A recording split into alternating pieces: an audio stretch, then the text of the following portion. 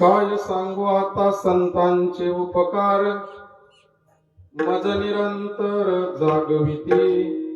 काय द्यावे त्यासी हवे उतराई, ठेवितो हा पायी जीव थोडा.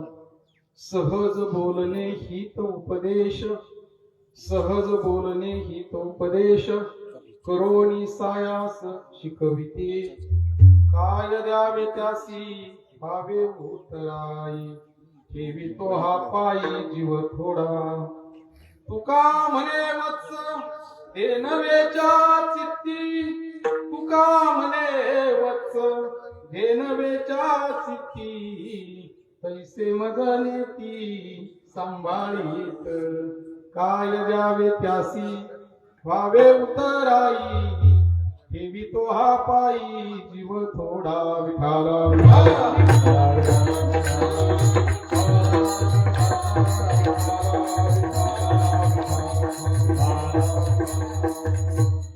कर्पूर गौरम करुणावतारम, संसार सारम भुजगेंद्रहारम, सदा वसंतम हृदयारविंदे, भवं भवानी सहितं नमामि.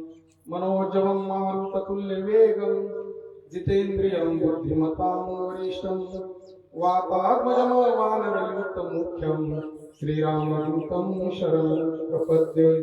शरण शरण हनुमंता तुम्हा अनुरामदूता, काय भक्तीच्या त्या वाटा मज दावाव्या सुभटा. समचरण सरोजम सांद्री नीलांगाभं, जगननेत पाणी मंडलं मंडलानाम. तरुण तुलसीमाला कंदनं कंजनेत्रं, सदैव बलहासं विठ्ठलं चिंतयामि.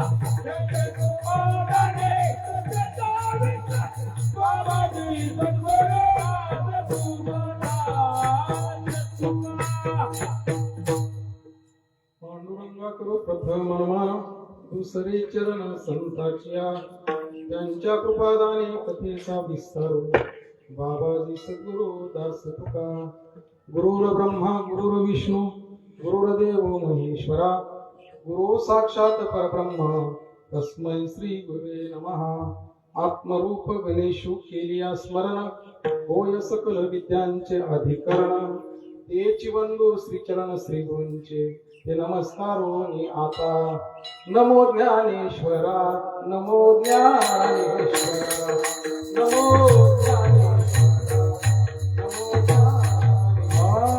नमो ज्ञानेश्वरा नमो ज्ञानेश्वरा नमो ज्ञानेश्वरा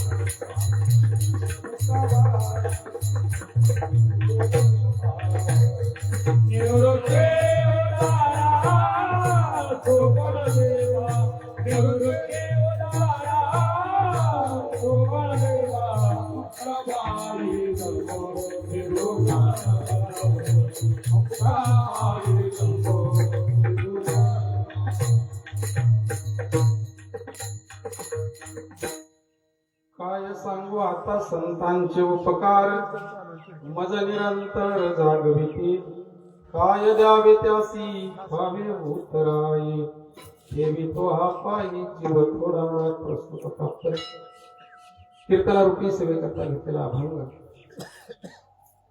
वैराग्य मूर्ती ज्यांनी परमार्थातील अखंड अशी साधना करून देहासकट वैकुंठ गमन करून विश्वातील एक असा अलौकिक असा चमत्कार ज्यांनी करून दाखवला साहित्य सोन्याच्या खाणीमधून शब्दरत्नाची निर्मिती करून वेदाचा सार गाथ्याच्या रूपामध्ये आणून सहज साध्या सोप्या शब्दामध्ये ज्यांनी तुम्हाला मला परमार्थ पचल रुचल अशा भाषेमध्ये सांगितला ज्यांनी निश्चयानं म्हणावं वेदाचा तो अर्थ आम्हासित ठावा आणि एरानी व्हावा भार माथा जे स्वतःची स्थिती प्रतिपादित करत असताना बोलतात अनेक दुसरे मज नाही आता नेमलिया चित्तापासून या पांडुरंग ध्यानी पांडुरंग मनी आणि जागृती स्वप्नी पांडुरंग ज्यांनी स्वतःही ब्रह्मरसाचं सेवन केलं आणि इतरांनाही तो आनंद घेण्याकरता प्रवृत्त केलं सेवी तो हा रस वाटी तो अनेका अरे घ्यारे होऊ नका रानवरी अशी ज्यांची धारणा आहे ज्यांनी जिवंतपणे मोक्षाचा अनुभव घ्यावा आणि म्हणावं झाला प्रेतरूप शरीराचा भाव लक्ष्याला ठाव स्मशानेचा ज्यांनी काल्याच्या भूमिकेमध्ये येऊन बोलावं याल तरी यारे लागे अव घे माझ्या मागे मागे आज देतो पोट भरी आणि पुरे म्हणाल तो वरी असे परमार्थाच्या उच्चतम स्थितीवर पोहोचलेला महात्मा जो आपल्या श्रीगुरूंविषयी संतांविषयी कृतज्ञता भाव व्यक्त करतो तोच अभंग आज सेवेकरता विठाला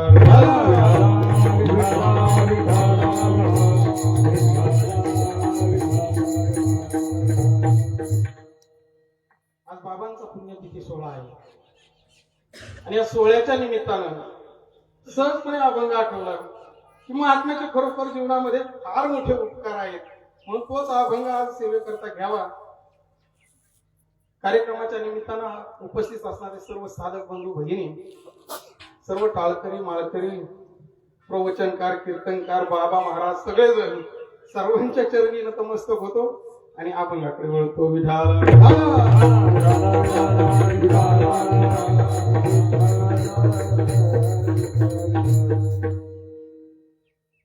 अखंड महाराष्ट्रावर आणि महाराष्ट्राच्या बाहेरही बाबांचा पुण्यतिथी सोहळा साजरा केला जातो.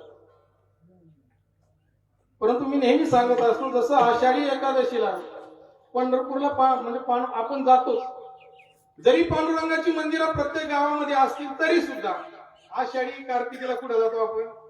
पंढरपूरला. तद्व त्याच न्यायानं साधकाचं कर्तव्य आहे, जरी बाबांची मंदिरं सगळीकडे जरी असतील तरी सुद्धा बाबांचा पुण्यतिथी सोहळा हा घोटीमध्येच व्हावा.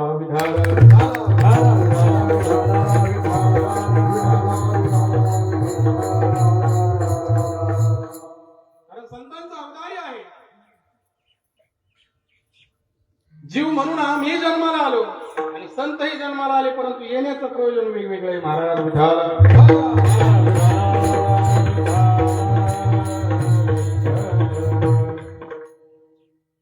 जीव जन्माला येतो कर्माच्या संबंधानं, वासनेच्या संबंधानं. इच्छा नसली तरी जन्माला येतो आणि इच्छा नसली तरी मरतो, बघा.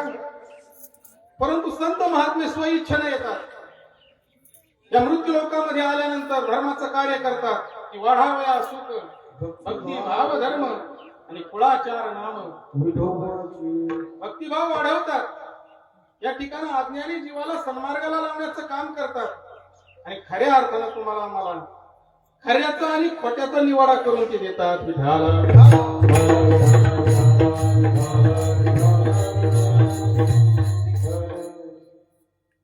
काय तर खरं काय खोटं? आद्यगुरु शंकराचार्य एक सिद्धांत मांडतात, ब्रह्मसत्य आणि जगत मिथ्या. हे जे डोळ्यानं दिसतंय ते सगळं मिथ्या आहे, माईक आहे, लटिका आहे. माऊलींच्या भाषेमध्ये लटिका व्यवहार. जगद्गुरु तुकोबरायांच्या भाषेमध्ये सांगायचं ठरलं तर फलकट तो संसार, पण येथे सार ब्रह्मसत्य आहे आणि जगत कसं आहे म्हणले अशी सार आणि आसाराची निवड आमच्या महात्म्यानं करून दाखवली आम्हाला. माऊली हरिपाठामध्ये बोलतात, त्रिगुण आसार निर्गुण हे सार आणि सारासार विचार हरी. त्रिगुणात्मक जे जग आहे ते कसं आहे म्हणले आसार आहे, आणि जो निर्गुण निराकार जो परमात्मा आहे तो सार आहे. त्या साराचा विचार करण्याकरता मिळालेला हा मनुष्य जन्म आहे. विठाल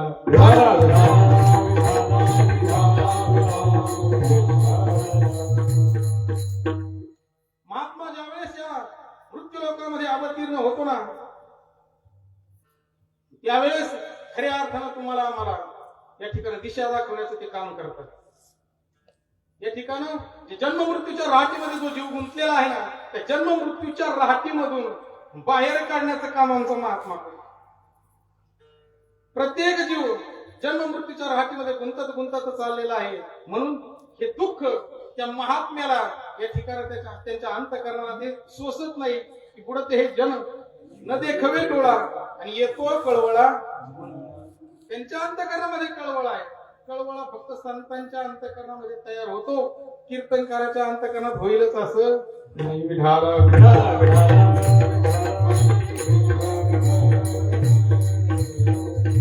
कळवळा संतांच्या अंतःकरणामध्ये आहे, कळवळा आईच्या अंतःकरणामध्ये आहे. म्हणून आईचं रूपक करून, आईचं उदाहरण करून नकळत संतांचं वर्णन एका अभंगाद्वारे येतं. लेकुराचे हित जाणे माऊलीचे चित्त किंवा वाहे माऊलीचे चित्त, आईसी कळवळ्याची जाती आणि करी. लाभाशिवाय प्रेम करणारी एकच जात आहे, ती म्हणजे संत महाराज.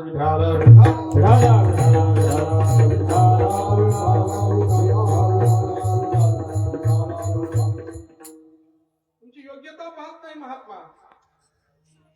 तुम्ही उच्च आहेत का नीच आहे का, तुम्ही कसे आहात, गरीब आहात का श्रीमंत आहात, हे हा भेदभाव आमच्या संतांच्या ठिकाणी नाही. जसा मेघ वर्षाव करतो सर्व ठिकाणी तो सारखा जसा वर्षाव करतो ना तसा महात्मा कृपेचा वर्षाव सर्वांवरती करत असतो. विठाल विठाल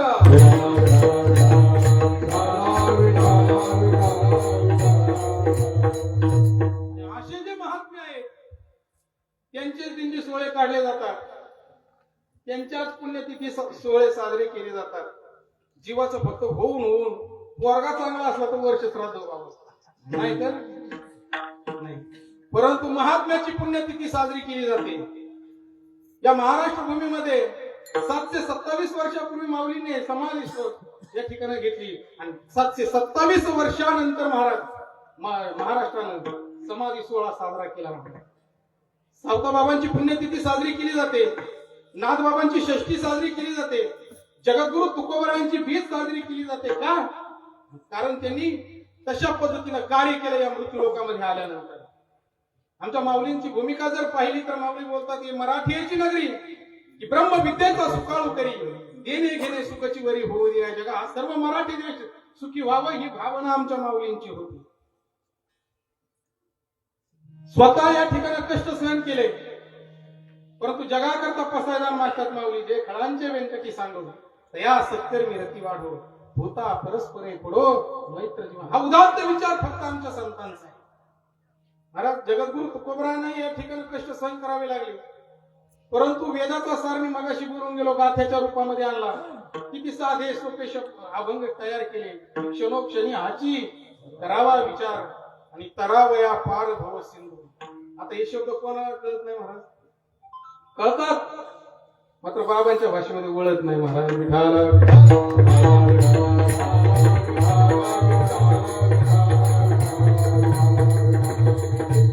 आवर्जून बोलून जाईल. माऊली नंतर जगद्गुरु तुकोबरायानंतर, नागबाबानंतर, संत निळोबारायानंतर या ठिकाणी धर्माचं कार्य जर कुणी केलं असेल तर ते आमच्या संत श्रीपाद बाबांनी केलं. अखंड महाराष्ट्रभर प्रपंचाचा कुठलाही विचार नाही. ज्याप्रमाणे संतांना बोलावं संसाराच्या नावे घालून या शून्य वाढत हा पुण्य धर्म केला, हे वाक्य फक्त फक्त आणि फक्त बाबांकरता पीठ बसतं.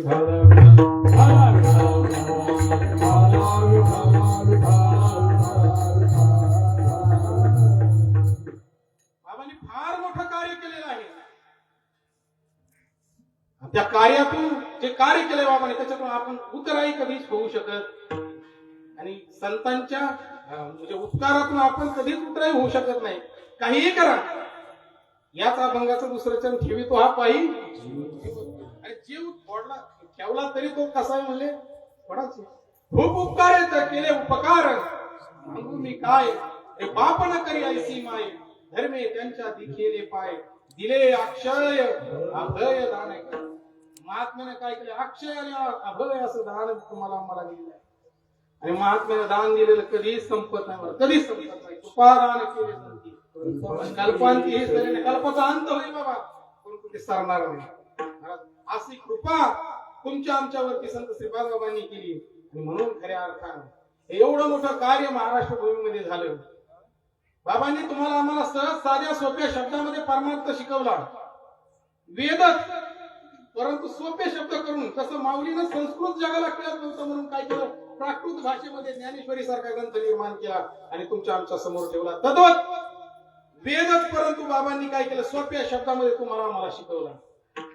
बाबा म्हणायचे तुमच्या नाकातल्या हवा आणि प्रकाश तुमच्या पुरतं मर्यादित आहे का? जगभरी हा खूप मोठा वेदांत आहे महाराज. ज्याप्रमाणे माऊलीनं वर्णन करावं सोन्याचे मणी करून, जसं सोन्याच्या ताळ्यात वावत ना तसं जग हे अंतर्बाह्य मीच धारण केलेले भगवंत अर्जुनाला उपदेश करतात. तद्वत या बाबांचा जर सिद्धांत आपण डोक्यात जर घेतला, या नाकातली हवा आणि प्रकाश आपल्या पुरतं मर्यादित नसून हे जगभर आहे, तरच आपल्याला देव कळेल.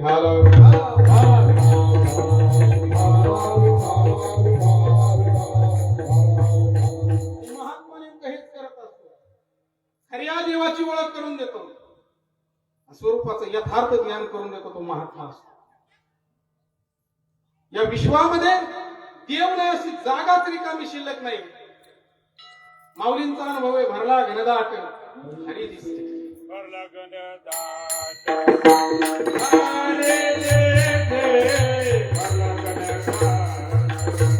हरी दिसते भरला घनदाट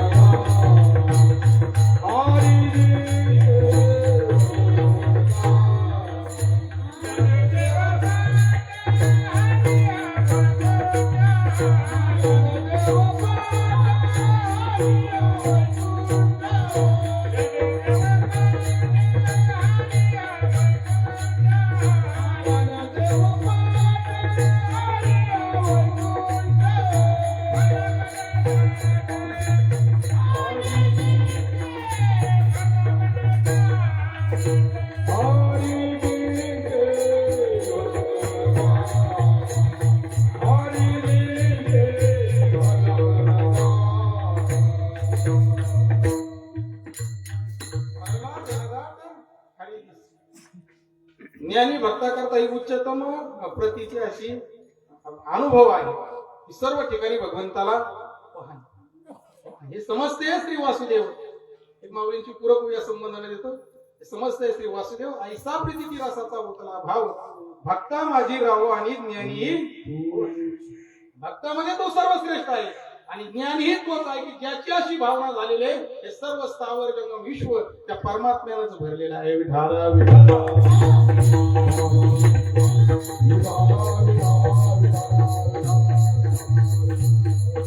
सिद्धांत आमच्या भगवंताने अर्जुनासमोर मांडला. मी नसे असं आठवण आठावा असे म्हणले तरी प्राण्यांचे दैव कैसे अरे जे न देखती माती.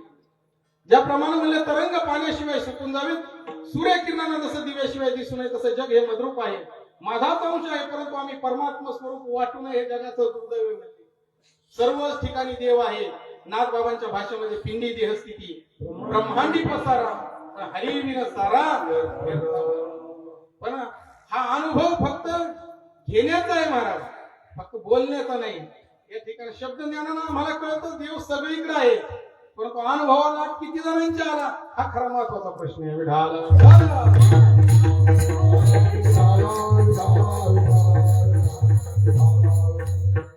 महात्म्याची कृपा सर्वांवरती होते. जसं गुरुजी शाळेमध्ये शिकवतो सगळ्यांना शिकवतो. आज उदापणा करत नाही गुरुजी, सगळ्यांना सारखं शिकवतो. सगळ्याचाच एक नंबर येतो का? एखाद्याचाच येतो आहे का नाही?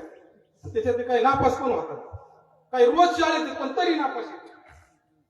बघा चालता चालता आपण ज्यावेळेस हे धर्माचं कार्य करत असताना कीर्तनाच्या माध्यमामधून फिरणं होतं त्यावेळेस अनेक जण बोलतात बाबा आमच्या बरोबर होते, बाबांबरोबर आम्ही राहिलो, बाबांसमोर आमचा काळ व्यतीत झाला काही काळ.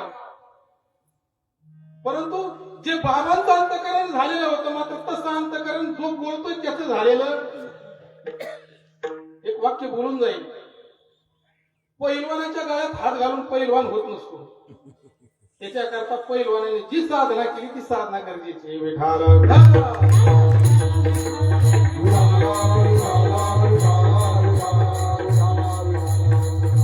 सगळ्यांना बोध झाला ना, सगळ्यांना ज्ञान मिळालं ना, परंतु त्याचा वापर किती जणांनी केला, किती जणांनी त्याचा विचार केला हा महत्वाचा प्रश्न.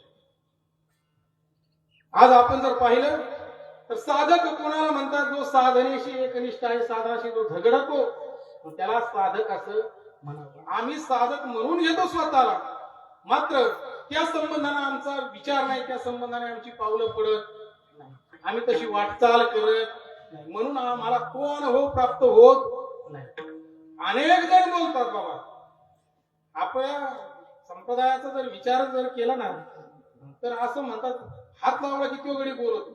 बाबा तर सांगायचे या फॅक्टरीमध्ये म्हणजे फक्त इंजिनच बनवले जातात हे का? इथं डबे बनवले जात. अशी इंजिन अनेक बनलेले आहेत परंतु त्याच्यामध्ये थोडस मी थोडस बोलतो कारण तुम्ही माझे तर मी त्या ठिकाणी इथं नाही बोलायचं तर पुढे बोलायचं बाबा.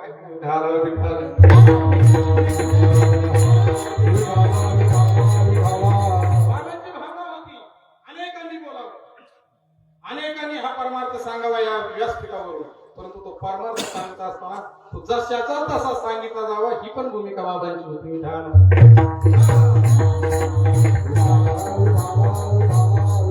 अनुभवाने किती जण बोलतात, अनुभवाने किती जण बोलतात, किती जण साधनेच्या जोरावरती बोलतात. याची टक्केवारी जर काढली तर विरळा कोणी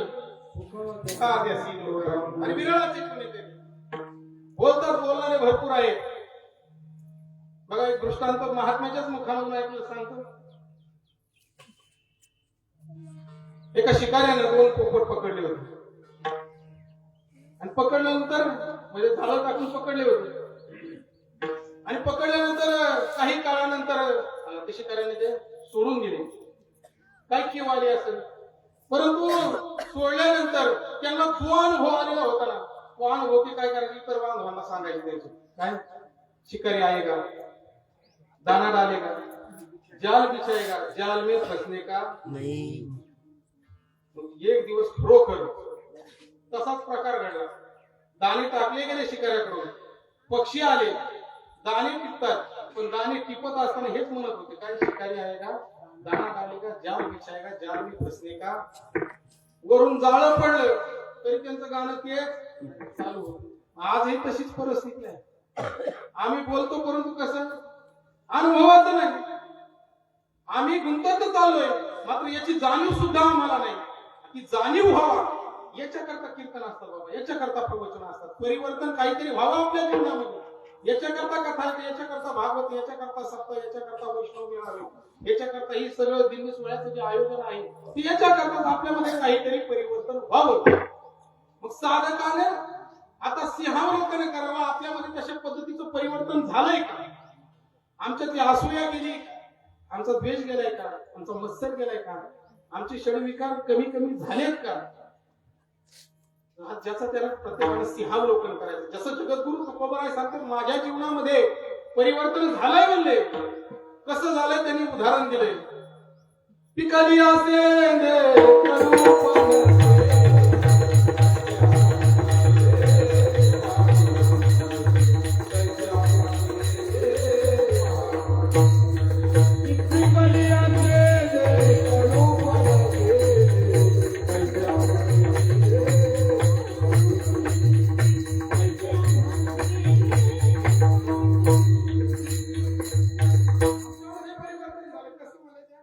पिकलेल्या शेंगाप्रमाणे. जसं ते कच्च्या अवस्थेत असं तर हिरवा असतं आहे की नाही, परंतु ज्यावेळेस परिपक्वतेच्या दशेला जातं त्यावेळेस त्याला कलर येतो. हे का ते टणक असतं ते काय होतं, नरम होतं, मऊ होतं. तसं आतलं पण नरम झालं पाहिजे, आपण पण मऊ झालो पाहिजे. हे का नाही, आपल्याकडे तो नम्र भाव आला पाहिजे, नम्रता आली पाहिजे. जर तो नम्र भाव आपल्याकडे जर येत नसेल तर आपण कुठेतरी या ठिकाणी भरकटतोय असं म्हणायला हरकत नाही. भरपूर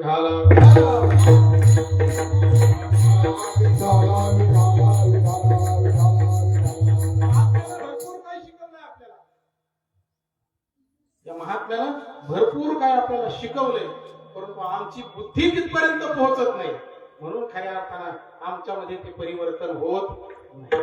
आणि साधूचे विचार समजून घेण्याकरता साधूच अंतकरण लागतं, त्याच वेळेस ते विचार समजतात. ज्या उंचीवरती आमचा महात्मा पोहोचलेला भक्तीच्या, त्याच उंचीवरती जाऊन ज्या वेळेस तो वार्तालाप होईल त्याच वेळेस ते शब्द आम्हाला कळतात, तसे ते कळत. आणि म्हणून महात्म्याचे अनंत असे उपकार तुमच्या आमच्यावरती येतात. या ठिकाणी त्यांच्या उपकारातून आपण कधीच या ठिकाणी उतराई होऊ शकत नाही. मगाशी बोलून गेलो, हा फक्त बोलण्याचा विषय नाही महाराज. त्या महात्म्याविषयी आपल्या अंतःकरणामध्ये तो कृतज्ञता भाव असावा. प्रत्येकाला वाटावं हे की खरंच माझ्या जीवनामध्ये माझ्या महात्म्याचे उपकार आहे. जर महात्मा जर जीवनामध्ये आला नसता तर आपण कुठे असतो, आपले विचार कुठे असतात हे आपल्याला समजलं नसतं महाराज. परंतु महात्म्याने काय केले, या ठिकाणी आपल्या कच्च्या त्या याला घडवल्या गेलेल्या मूर्तीचं रूप दिले महाराज. कच्च्या गोळ्याला त्या ठिकाणी मूर्त स्वरूप दिले महाराज. खूप मोठे उपकार आहे. आपण फक्त बारकाईने विचार करा. महात्म्यानंतर खऱ्या अर्थानं तुमचा आमचा जन्म आहे. माऊली नंतर, जगद्गुरु तुकोबरायानंतर, नाथबाबा नंतर, निळोबारायानंतर, तुकोबरायानंतर, सावताबाबा नंतर, बाबानंतर आपला जन्म झाला. म्हणून आपल्याला थोड्याफार प्रमाणामध्ये हा परमार्थ कळतोय, नाहीतर आपल्याला हे काही समजलं नसतं. परंतु त्यांनी काहीतरी आपल्याला समजावं, उमजावं म्हणून या ठिकाणी किती सोपं करून ठेवलं. जसं आई आपल्या लेकरा करतात, 2 वर्षाच्या लेकरा दूध काला करून ठेवते ना, तसं दूध काला आपल्या समोर करून ठेवलाय. नवे संतांनी संतांच्याच पंक्तीला बसवलंय, परंतु संतांच्या पंक्तीला बसून सुद्धा आम्ही आत्मसुखाचं भोजन करायला विसरतो. हे मात्र आपलं दुर्दैव आहे.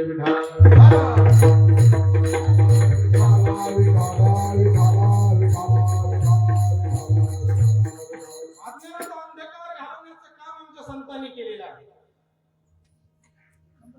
अविवेकाच्या अंथरुणावरती ज्या अज्ञानाची झोप लागलेली होती ना, त्या झोपेमधून आम्हाला सावध केले, जाग केले, आमच्या संतांनी केले. या अभंगाच्या प्रथम चरणाकडे येतोय. थोडस या ठिकाणी थोडस तात्विक चिंतन मांडतो. काय कुठे जागा केले आम्हाला, तर त्या आत्मस्वरूपाच्या ठिकाणी आम्हाला जागे केले. ज्या ठिकाणी आम्ही झोपलेलो होतो तिथं आमच्या संतांनी काय केलं, आम्हाला जागे केलेलं आहे. बघा, संतांची भूमिका जर पाहिली तर संत जागा करण्याकरताच येतात. काकडा प्रकरण जर पाहिलं तर संत देवालाही जागे करतात.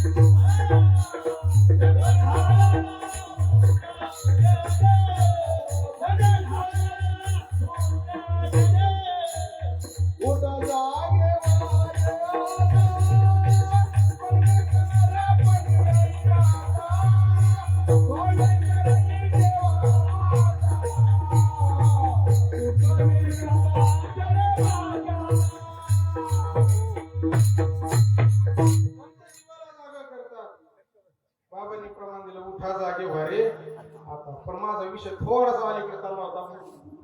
संत देवाला जागे करतात म्हणले, उठा पांडुरंग आता, उठा अरुणोदय झाला. बघा, या ठिकाणी बारकाईने चिंतन ऐकलं की मग आपल्याला तो म्हणजे बरोबर परफेक्ट गाडी आली की बसलं पाहिजे. चांगले आपलीच माणसं आहेत, आपणच आपल्या माणसं आहे का. संत देवाला जागा करतात. संत बाबांनी प्रमाण दिलं, संत जीवालाही जागे करतात. की ऐसे जागविले अवघे जन, होते संचित तेही केले दान. तुका म्हणे तुमली कोण कोण, गेले वासुदेवाची विसरली. म्हणजे संत तुम्हाला आम्हाला जागा करतात, सावध करतात आणि पुढे गोड वर्णन करतात. धनदारा पुत्र बंधू सोया सर्व मिथ्या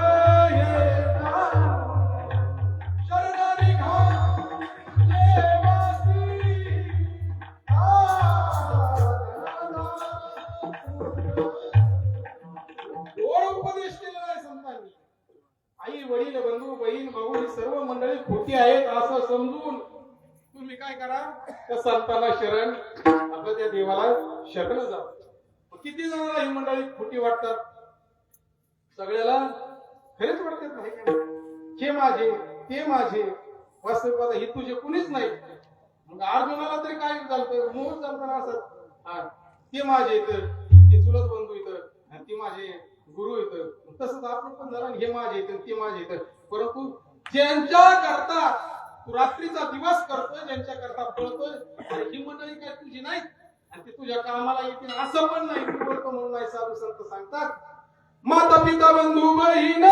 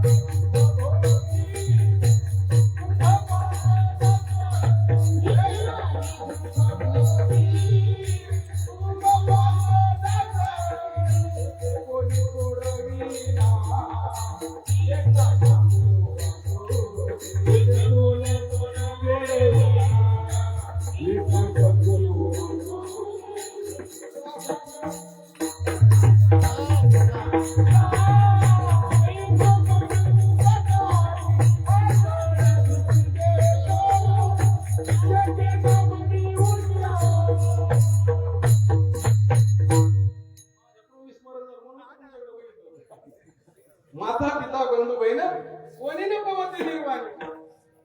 शेवटी कोण कामाला येतो, शेवटी फक्त भगवंत कामाला येतो. हेच आमच्या संत महात्म्यांनी सांगितलं, बाबा हो तुम्ही जे करताय ना ते सगळं नाशिवंत गोष्टी करताय.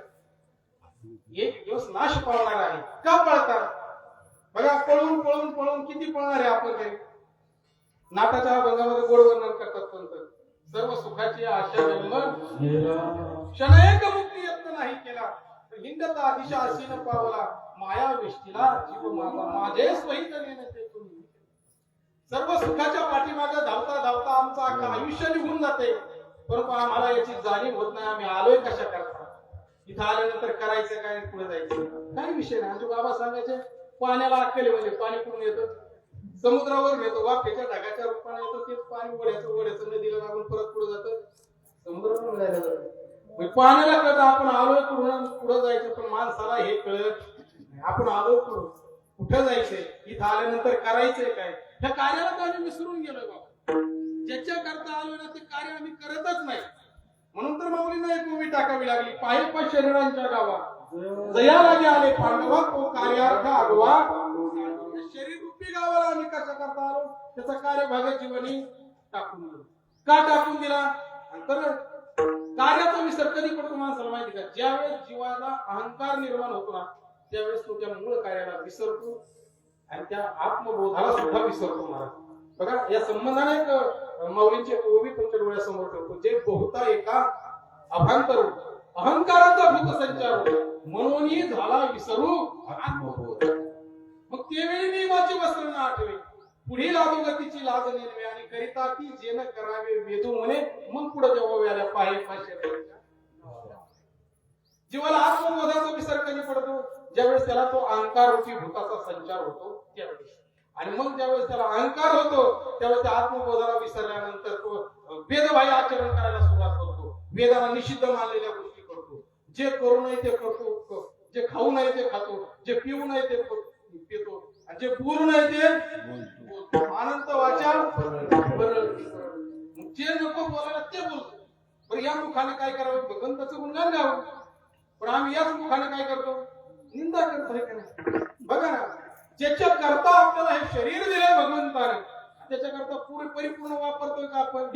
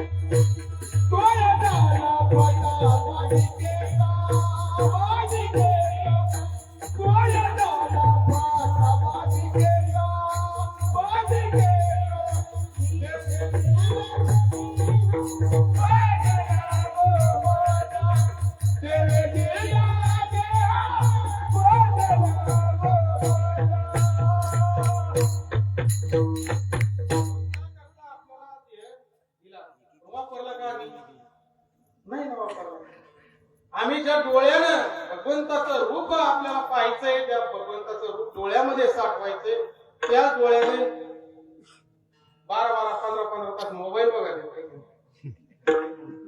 बघा ना काय केलं पाहिजे डोळ्याचं काय कार्य आहे कानाने काय केलं का भगवंताचं गुणगान ऐकलं पाहिजे मुखाने भगवंताचं गुणगान गायलं नवे नवे सर्व अंगाने आपल्याला कशी त्या प्रभूची सेवा करता येईल याच माझ्या आप दृष्टीभोगी माझेच रूप जयाचे मनसंकल्प माझे जीव आहे माझी या कीर्तीविन जया रिके नाही श्रवण जया सर्वांगी भूषण माझी सेवा अशी सर्व अंगाने ज्यावेळेस ती सेवा घडेल ना त्यावेळेस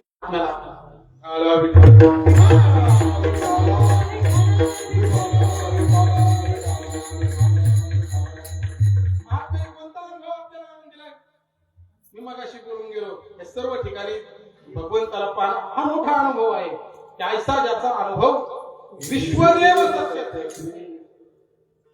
आणि असा ज्याचा अनुभव आहे की विश्वच देव आहे त्याच्या जवळ देव राहतो देव तया जवळ असे आणि पाप नसे बघा महात्म्याने आपल्याला काय केलेलं आहे तो त्या अनुभवापर्यंत आपल्याला आणून सोडलेला आहे फक्त आपल्याला काय करायचंय जे पाहिले तेच परत वारंवार पाहिजे तुका म्हणे पाहिले पाहिले पाहे परतून हे करण्याच्या आधी काय ढाला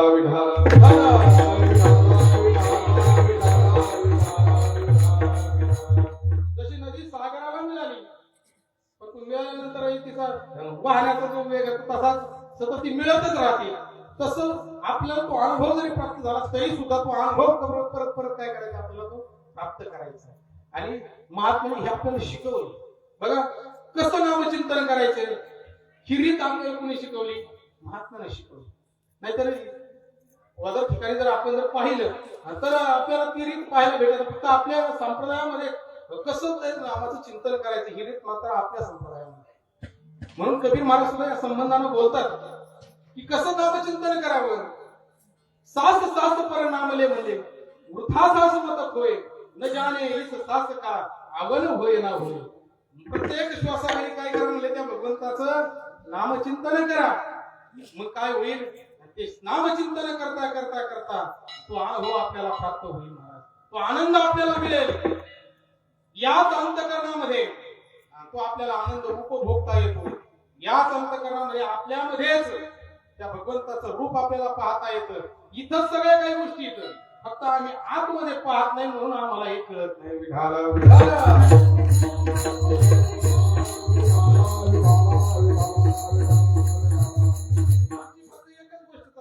अरे अरे तुम्ही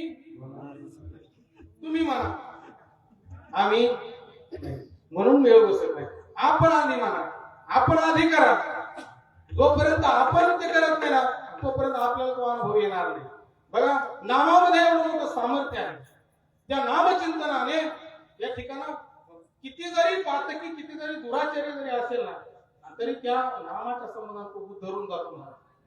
होका दुराचारी विषय आसक्त परंतु संत कृपेपर्यंत त्या नामामध्ये फार मोठं सामर्थ्य आहे महाराज. ते नामचिंतन जर तुमच्याकडून जर घडलं गेलं ना जे बुद्धीला अनाकलनीय आहेत ना त्या गोष्टी सुद्धा समजायला लागतात. एवढं नामामध्ये ताकद आहे. न कळो ते कळो ये उगले नामे एका विठ्ठलाचे. जे कळणार नाही ना ते सुद्धा कळायला लागते. बघा अनेक जण या ठिकाणी अनुग्रह घेण्याच्या आधी आम्ही ज्ञानेश्वरी वाचली होती परंतु आम्हाला त्यातलं काही कळत पण अनुग्रह झाल्यानंतर मात्र ते वाचायला लागल्यानंतर कळायला का कळायला लागलं तर त्या ज्ञानामध्ये तेवढं सामर्थ्य आहे. त्या नामात तेवढी ताकद आहे. बघा माऊली सुद्धा गोड वर्णन करतात. म्हणजे जसं माळी जीवापाड कष्ट करतो परंतु जोपर्यंत वसंत ऋतूचा प्रवेश होत नाही ना तोपर्यंत ती बाग फुलत नाही. तसं केलेलं शास्त्राध्ययन खरी गुरुकृपा झाल्याशिवाय मात्र कळत नाही. अशी गुरुकृपा आमच्या महात्म्याने केली संत श्रीपाद बाबांनी केली. म्हणून खऱ्या अर्थानं आज आपलीच लोक एवढे गोड गोड बोलतात खूप गोड बोलतात महाराज. केवळ चिंतन ऐकण्याकरता सुद्धा महाराज बोलवतात. आता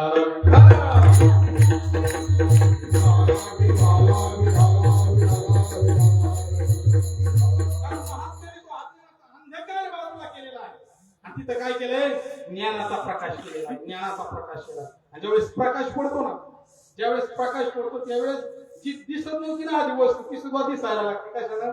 प्रकाशानं. म्हणून नामदेवराय घोडा वर्णन करतात अभंग एकाकडा प्रकरणातला अरे बाबा अहंकार निशी घन बाबा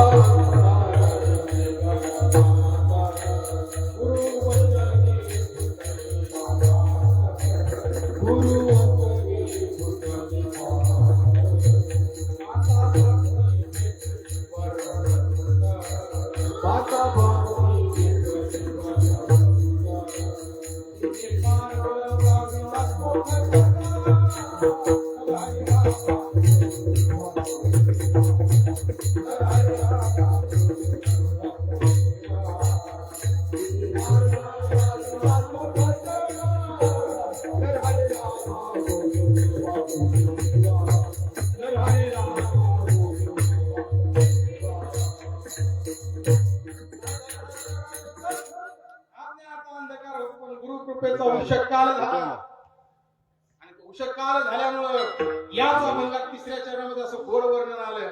म्हणजे त्याचा परिणाम आला शीतल शांतीचा वारा तेने सुख झाले या शरीरा फिटला पातकांचा सारा तरी काळाची हरी रामा गोविंद. काय झालं तर ते ज्ञान हृदयामध्ये समाविष्ट झाला. आता ते ज्ञान हृदय प्रतिष्ठे मग शांतीचा अंकुर फुटे विस्तार बहु प्रगटे आत्मबोधाचा. त्या आत्मबोधाचा प्रकाश पडतो आणि मग मात्र महाराज सगळीकडे आनंदच आनंद त्या साधकाला वाटतो. महाराज अवघ्या चित्रलोक्या आनंदाचा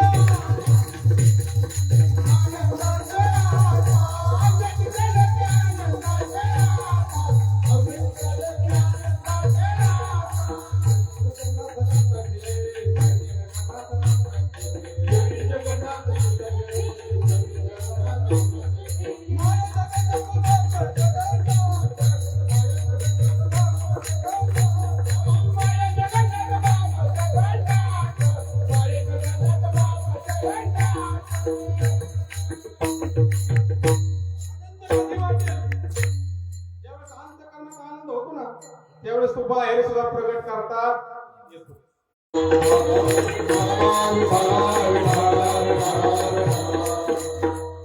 बघा आम्ही किती साधना करतो, किती जण ब्रह्ममुहूर्तावरती उठतात.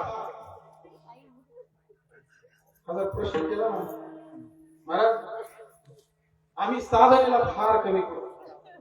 बघा मी नेहमी सांगत असतो, तर एक तासभर मोबाईल चार्जिंग लावला ना त्याची दिवसभर चार्जिंग केली.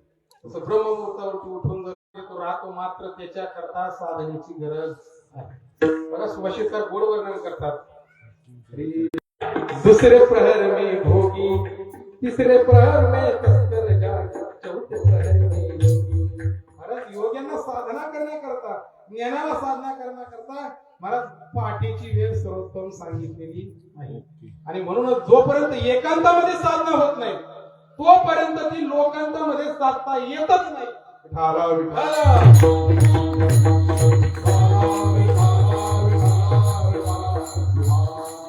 जगद्गुरु तुकोबराय भंडारा भामचंद्र डोंगरावरती जाऊन परमार्थाची अखंड अशी साधना करायची कुठं एकांतामध्ये. त्यावेळेस त्यांना ती साधना लोकांतामध्ये सुद्धा साधता आली. ज्या ठिकाणी बसून जगद्गुरु तुकोबराय त्या भगवंताचं नामचिंतन करायचे, तिथली वृक्षवेली झाडं झुडपं सगळेजण भगवंताचं भजन करायचे. महाराज त्या नामाच्या लहरीचा एवढा मोठा प्रभाव होता. महाराज त्या काळामध्ये काय असे काशीचे टाळ होते, परंतु भाव बघा जगद्गुरु तुकोबरायांचा. दगडाचे टाळ घेतले महाराज. गोड वर्णन करतात संत महात्मे. तुकोबाची अमृतवाणी देवाची पडता,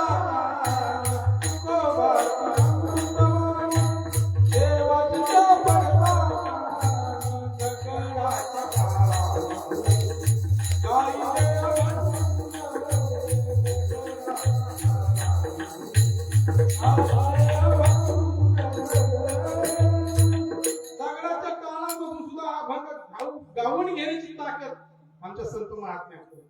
जनाबाईच्या गावऱ्या विठ्ठल विठ्ठल बोलत होत्या. कबीर महाराजांनी एक शेला विकला होता. तो शेला ज्यांच्या घरी विकला गेला ना तिथं जाऊन तो शेला भजन करीत होता. महाराज एवढं त्या नामचिंतनाचा प्रभाव पडत होता. बघा ना महाराष्ट्र भूमीमध्ये असे अनेक साधू संत होऊन गेले महाराज. त्याच्या एका महात्म्याचं मी वर्णन करतो की ज्यानं देह ठेवल्यानंतर सुद्धा त्यांची हाडं विठ्ठल विठ्ठल बोलत होते. किती ती नाम साधना होता असं.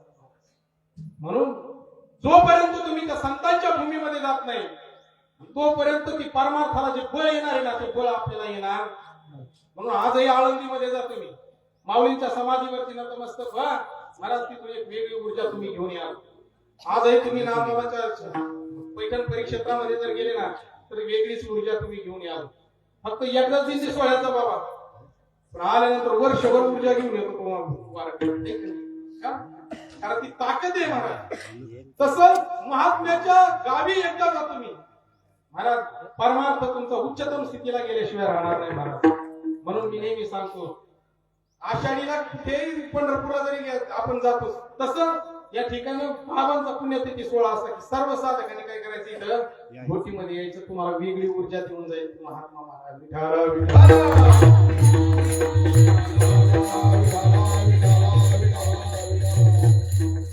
म्हणून सुभाषितकार गोड वर्णन करतात संतांच्या गावी जा, संतांच्या ठिकाणी जा महाराज.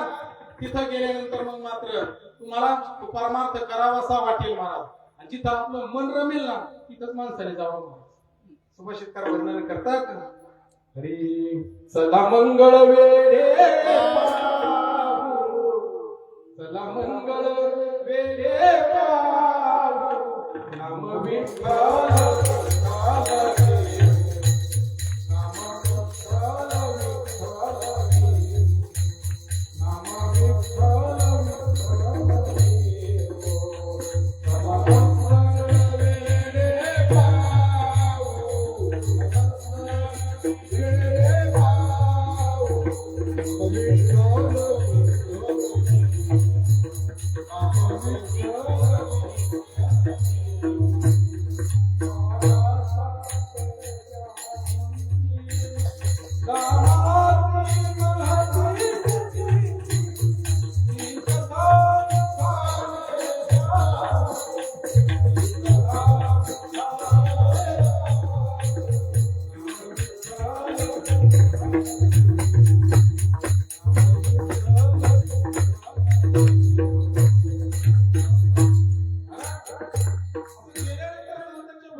आनंद वाटतो.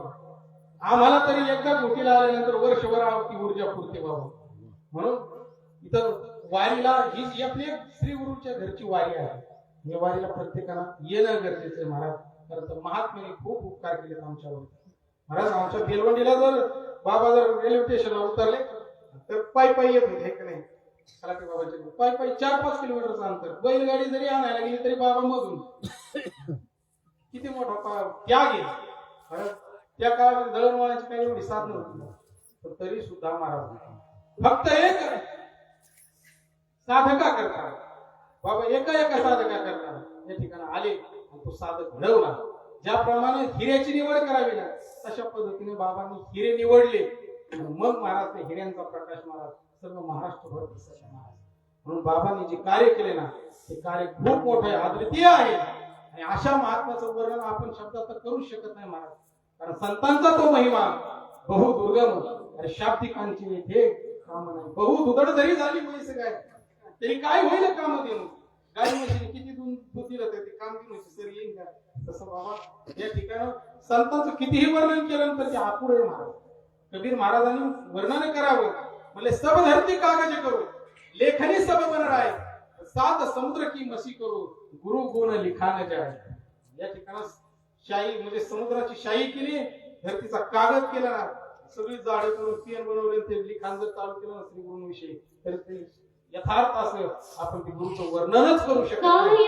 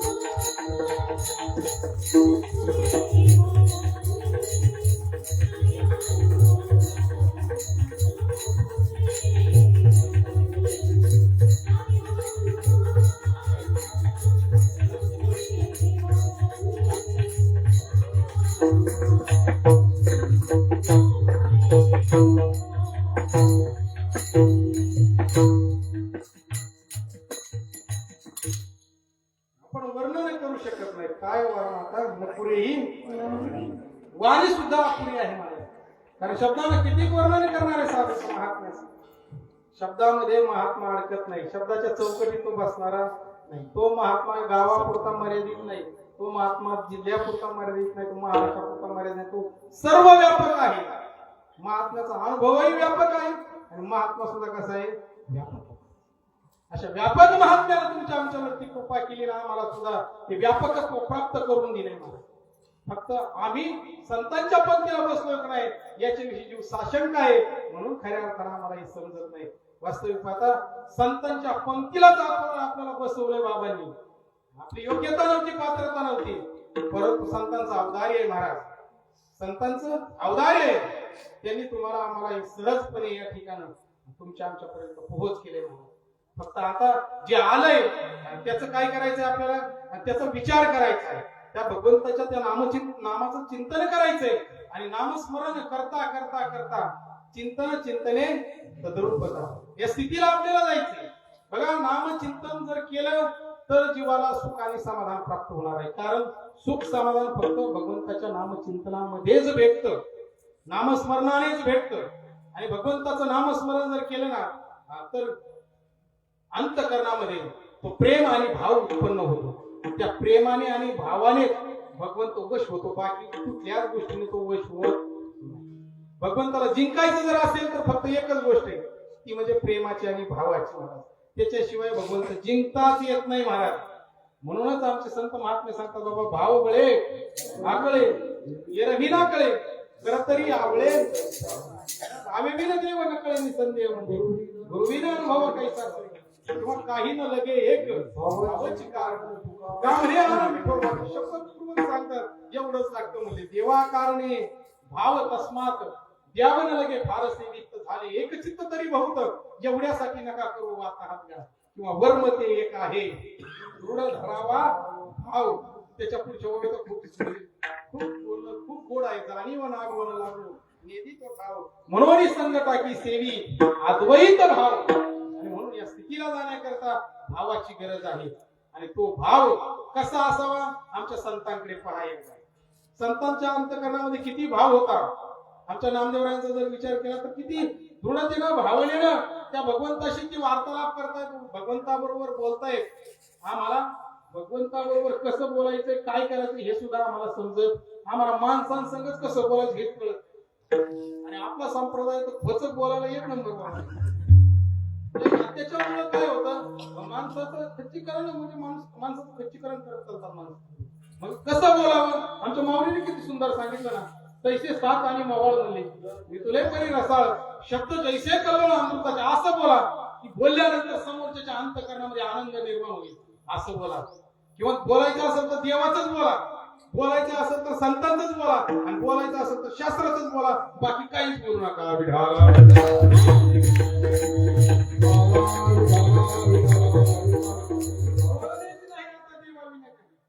मार्गाचा विषय असतो आहे, त्याचा विषय भगवंत स्वरूप आहे म्हणून तो भगवंताचा बोलतो. विषय तो त्यांचा, आमचा विषय प्रपंच रूप आहे म्हणून आम्ही बोलताना प्रपंचाचंच बोलतो. मंदिरामध्ये जरी गेलो तरी, कीर्तन ऐकायला बसलो तरी, तीर्थयात्रेला तरी तेच. कारण प्रपंचाचा विचार आमच्या बुद्धीमध्ये खासून खासून खासून त्या बुद्धीवरती काय आला, ग्रंथ चढला, मळ आला. आणि म्हणून महाराज वेळ बसत बुद्धीचा मळ जर धुवून टाकायचा असेल तर परत परत सज्जनांच्या विचाररूपी तीर्थावरती यावं लागतं. मग तो मळ धुवून टाकला जातो. बघा माऊलींची पूर्वी तरी गुरु धाविली या वाटा एवढी विवेक तीर्थ कथा धुवून मळकटा बुद्धीचा जिने. मग राहुने उगाळली म्हणले, प्रभाचंद्र आली म्हणली, तैसे शुद्धत्व जडली आपण या बुद्धी. जसं राहुने ग्रास केलेल्या चंद्रप्रभेला चंद्र जसा आलिंगन देतला तशी शुद्ध झालेली बुद्धी या आत्मचिंतनावर जडत असते. आणि एकदा का बुद्धी आत्मचिंतनावर जडली मग मात्र त्याला तो अद्वैत भाव, ती अद्वैत स्थिती प्राप्त झाल्याशिवाय राहत नाही महाराज.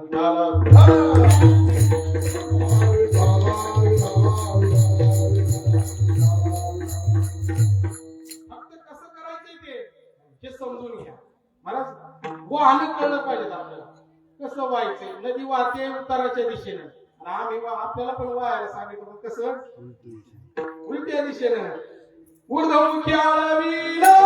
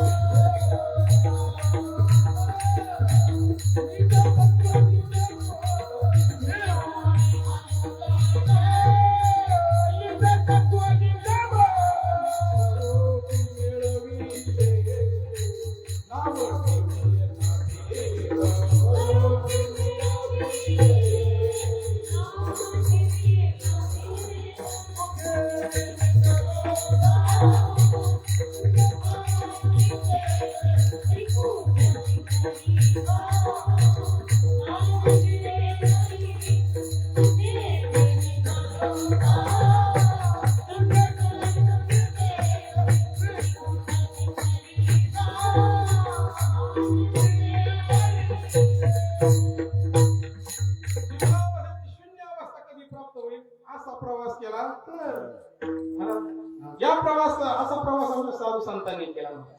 साधू संतांनी एक क्षणभरही भगवंताच्या त्या विचारापासून ते बाजूला झाले नाही, क्षणभरही नाही महाराज. कारण त्यांनी सगळं आपलं चित्तच त्या काय केलं, त्या भगवंताला समर्पित, मुक्त विकून टाकलं. माऊलीच्या भाषेमध्ये मुक्त विकून, चित्तवृत्ती समर्पण मंत्र शिक म्हणले. कोण सांगतंय? भगवंत अर्जुनाला सांगतात. मग नुसतं अर्जुनाला सांगितलंय का? अर्जुनाचं निमित्त केले. हा उपदेश कोणाला केलाय? आपल्याला केलाय. अर्जुनाची वेजे गीता प्रकाशनी संसाराचं निमित्त केलं. अर्जुनाला सांगितलं चित्तवृत्ती समर्पण मंत्र शिक. चित्तवृत्ती म्हणजे समर्पण करायचं म्हणजे काय करायचं? आपल्या चित्ताने काय करायचं? भगवंताशी आपल्याला ते अनुसंधान साधायचं. बघा याच्यात दोन गोष्टी. अनेक जण बरं का असे काही काही अज्ञानी आपले साधक सुद्धा असे म्हणतात, कीर्तन ऐकायचं का नामचिंतन करायचं? काय कीर्तन ऐकायचं का नेमकं नामचिंतन करायचं? नेमकं करायचंय काय? मग आता इथपासून सांगायचं जर ठरलं तर म्हणजे कसं, रानात गेलं वेळी काय करायचं? तर इथं बसून कीर्तन ऐकता ऐकता जर त्याला नामचिंतनही करता येत नसेल, संधान अनुसंधान ती काय आहे ना, ती कसं संधान स्थान आणि भोजन. बाबा ते खांडे नावाच्या पक्षाचं उदाहरण आहे का नाही? किती आपण सत्ता आली पाहिजे ना, आपल्याला कीर्तन हे ऐकता आलं पाहिजे, ती नामचिंतन हे करता आलं पाहिजे. त्यावेळेस तो आनंद आहे. एवढीच गोष्ट करायची आपल्याला. तिथं घरी गेल्यानंतर सुद्धा आपण जे कर्म करतोय ना, त्या कर्मामध्ये भगवंताची आठवण ठेवली, भगवंताचं नामचिंतन करायचंय. मग ते कर्म काय होईल? भगवंताला समर्पित होईल. सहज कर्मे केली ती ब्रह्मार्पण, मग जनन व्यावघा जनार्दन. ती सहज केलेलं कर्म भगवंताला समर्पित होईल. कर्म कर्म रूपाने शिल्लक राहणार नाही. कर्म रूपाने शिल्लक राहिले नाही की पुन्हा जन्माला यायचं कारण उरणार. किती सोपं सांगितलं आपल्याला. कामामध्ये काम आणि काही म्हणा जाईल भवश्रम सुख होईल दुःखाचे. कामामध्ये काय करायचं? भगवंताची आठवण ठेवा. प्रत्येक कर्म करत असताना भगवंताला स्मरून जे ते कर्म जर केलं ना, आणि त्या कर्तृत्व आणि फलास्पद टाकून जर ते कर्म जर घडलं तर ते कर्म काय होतात? तो निष्कर्म होत असतं. आणि हे तत्व कोणापासून कळतं? फक्त श्री गुरूंपासून कळतं, है का? आगा करते निमिन कर्म त्याची ते निष्कर्म हे जाणती सुवर्ण गुरुगम्याचे. गुरुगम्य असणारे पण फक्त ते श्री गुरूंपासून कळते आपल्याला. कर्मच पण निष्कर्म कसं करता येईल? आपला प्रपंचच आपल्याला परमार्थ रूप कसा करता येईल? ही किमया आमच्या साधूंनी शिकवली, संतांनी शिकवली. म्हणून खऱ्या अर्थाने त्यांचे उपकार आहेत. जगद्गुरु तुकोबरायसारखं माझ्याही जीवनामध्ये त्या महात्म्यानं कृपा केली आणि खऱ्या अर्थानं माझ्यावरती ते उपकार केले. त्या उपकाराचं काय वर्णन करू, किती सांगू? मला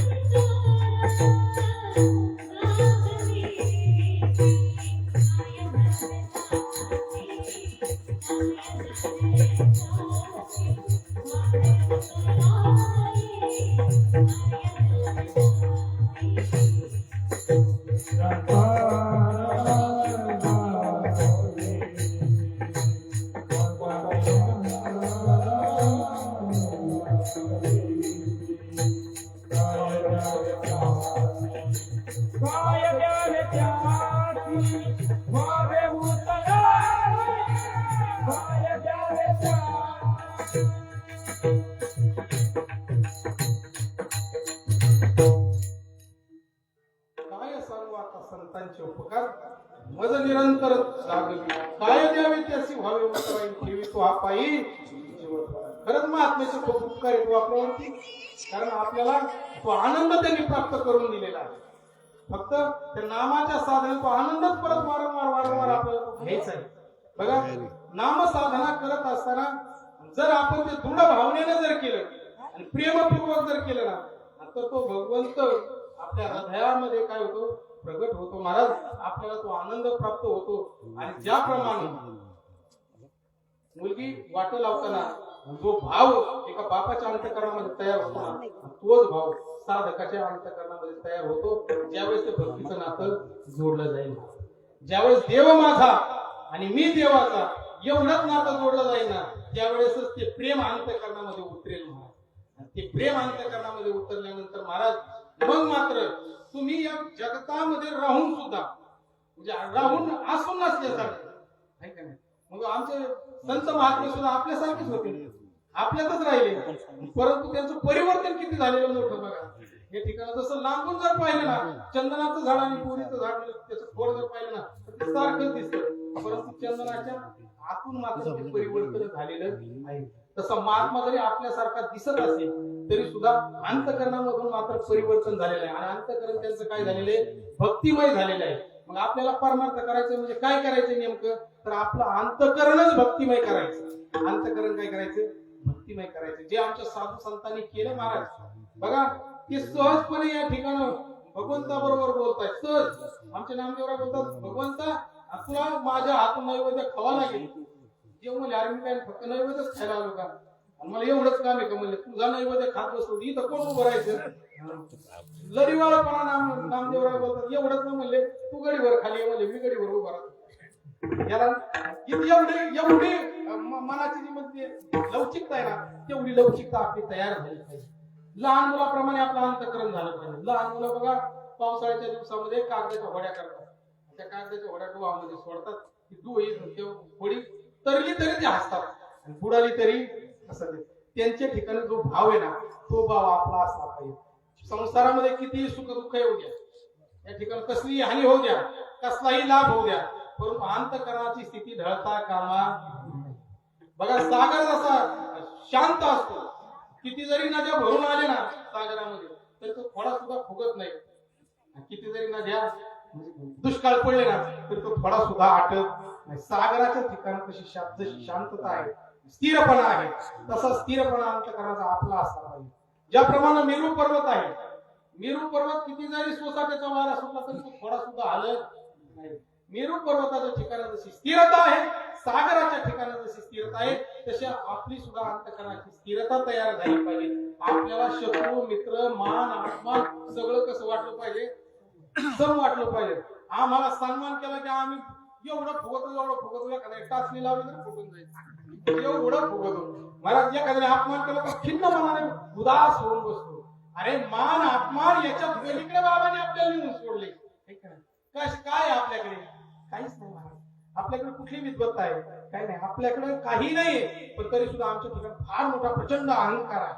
म्हणून आमचे बाबा खूप गोड बोलायचे. बाबा म्हणायचे कीर्तन करायचं तरी टकोरीत येतं का, कीर्तन कोण सांगतो, कीर्तन करायचं तरी टकोरीत येतं का. कीर्तन संपल्यानंतर तो शेजार पाहिजे कसं काय झालं माझं कीर्तन, आणि येड्या बोलावणारा तोय, तो सगळं काय करतो, तू फक्त निमित्त मात्र आहे, निमित्त मात्र हो आणि धर्माचं कार्य कर.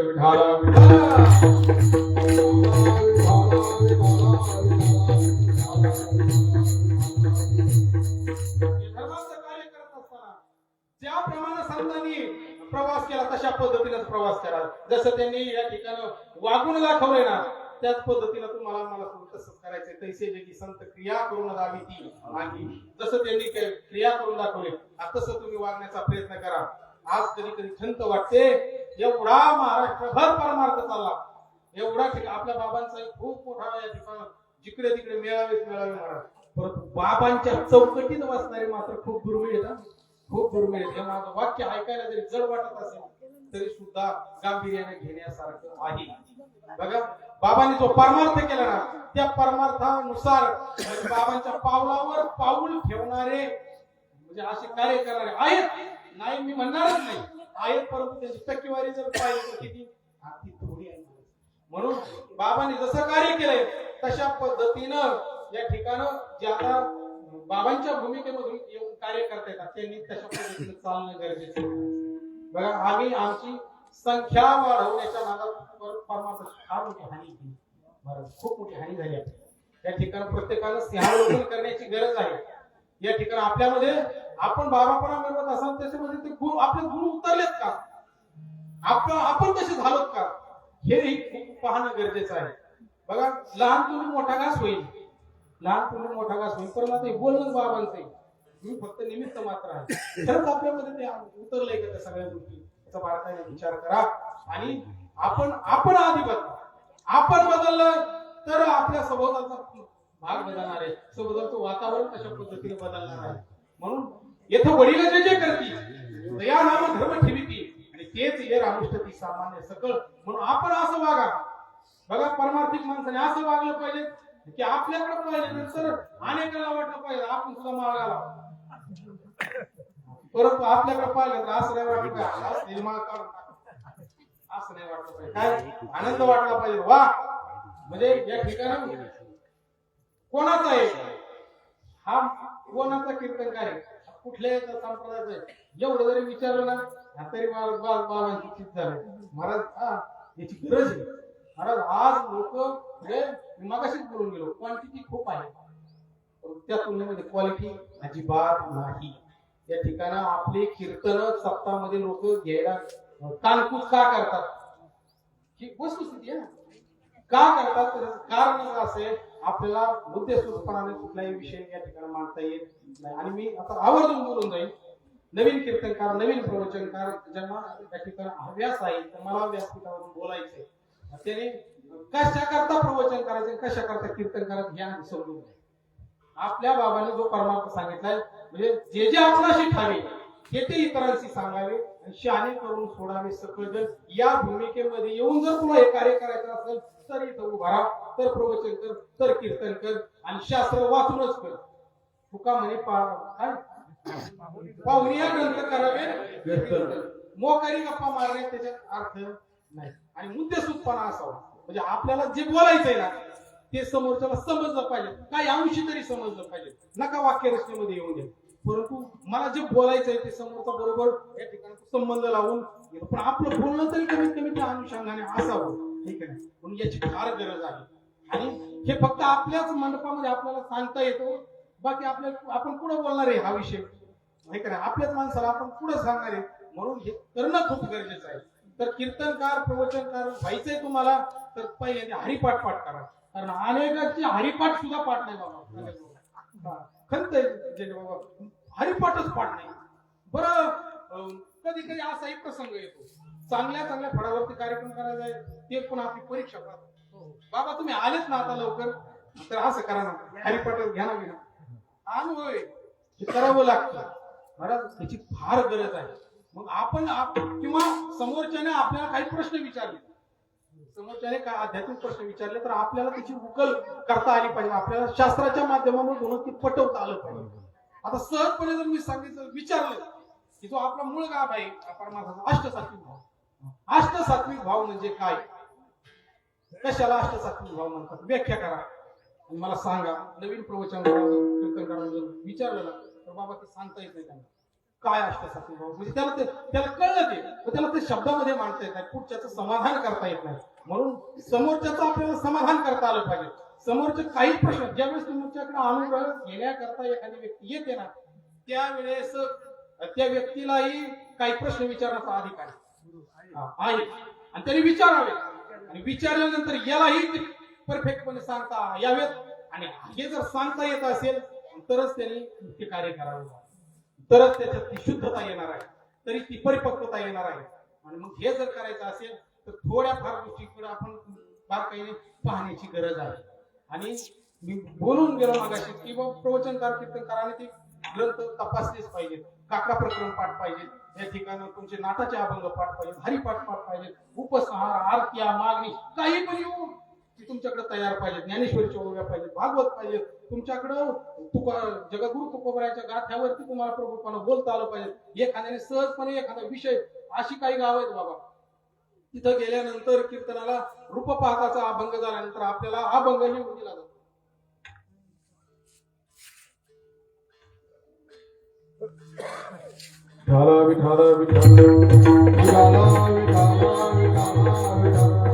आपल्याला अभंग लिहून दिला जातो आणि ते सांगतात बाबा तुम्हाला या अभंगावरती चिंतन करायचं, तुमच्या काय डोक्यात असेल ते तिकडे घरी काढून द्या, अशी पण आपली परीक्षा घेणारे लोक आहेत. आपण त्या परीक्षेला उतरलं पाहिजे आणि खरोखर आपली परीक्षाच घेतली पाहिजे. हा, परीक्षा घेतली पाहिजे. आणि मी तर सांगतो की आपण कुठपर्यंत आलोय ना, आपण कुठपर्यंत आलो की आपल्या कीर्तनाच्या कळतं किंवा मग आपला हा एक पेपरच आहे. तशा संबंधाने आपला विचारही असला पाहिजे. आणि भगवंताचं नामचिंतनामध्ये काळ घालवा. साधू संतांनी एक असं अधोरेखित करून दिलंय आपल्याला की काळ सारावा चिंतने, एकांतवासी गंगा स्नानी, देवाच्या पूजने, प्रदक्षिणा तुळशीच्या, युक्त आहार विहार, नेम इंद्रियाची सार, नसावी बासर निद्रा बहु भाषण. या चौकटीत राहून तुम्हाला परमार्थ करायचा आहे. भगवंताच्या नामचिंतनामध्ये काळ घालवायचा आहे, तरच ते समाधान तुम्हाला मिळणार आहे. म्हणून या ठिकाणी माऊली बोलतात हरीचे चिंतन.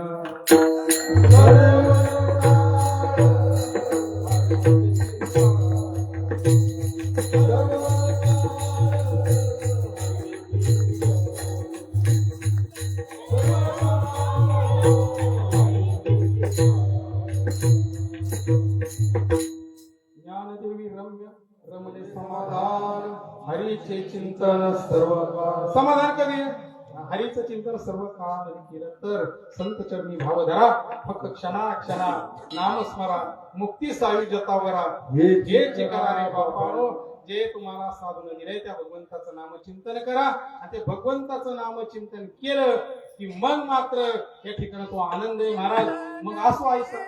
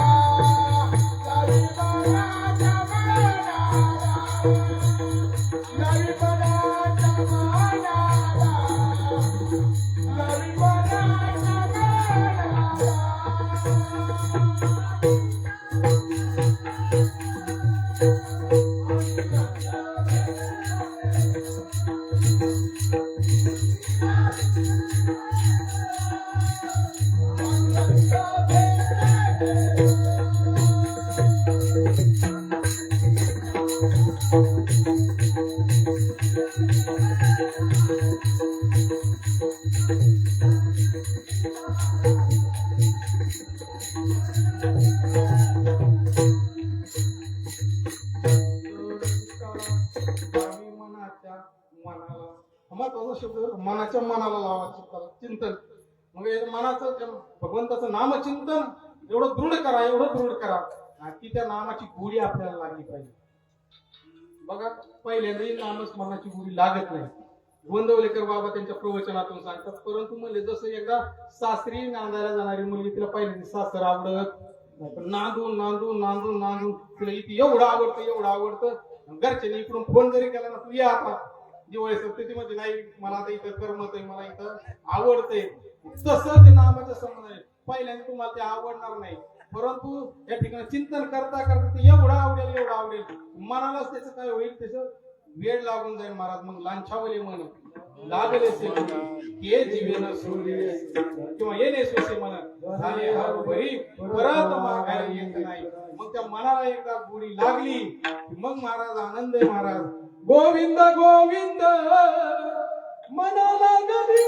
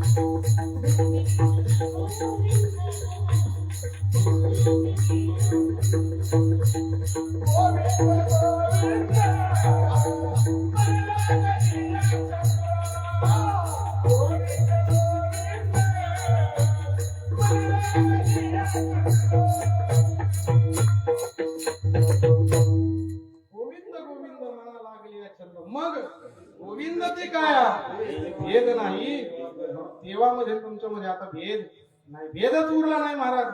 कारण तुम्ही भगवत स्वरूप झालेला आहात. कारण त्या नामामध्ये एवढं खूप मोठं सामर्थ्य आहे आणि त्या नामाच्या चिंतनानं काय होईल तर खऱ्या अर्थानं तुम्हाला तो आनंद प्राप्त होईल. तुम्ही कुठे जरी असला ना तरी सुद्धा आपण नेमकं कुठे याची जाणीव सुद्धा जीवाला राहत असो ऐसा कुठे आठवती नाही देहीची विदे. का तर त्या नामाचा ते छंद लागलेला आहे. आता महाराज आता मृदुंग वाजवण्याच्या म्हणजे ज्यावेळेस तुमचा सराव चालू होता त्यावेळेस बघा त्यांना किती छंद जडलेला असेल रस्त्याने चालले तरी. कारण तो छंद आहे महाराज. एखाद्या ताई तुम्ही गोड गायन करता ज्यावेळेस तुम्ही शिकत असाल त्यावेळेस एखादी चाल जर आवडली तर गुणगुण गुणगुण करतो महाराज. का तो छंद लागलेला आहे. तसं त्या नामाचा छंद लागला नाही म्हणून महाराज आणि तो कुठेही असू द्या त्याचा आधी त्या समाजाचा संपर्क एकदम तुटलेला असतो आणि तोच संपर्क गवळणच्या बाबतीमध्ये जावा. गवळणी ज्यावेळेस त्या भगवंताच्या नामचिंतनामध्ये रंगून गेल्या भक्तीमध्ये रंगून गेल्या त्यावेळेस दूध घेऊन चालले होत्या विकायला. परंतु काय बोलतात गोविंद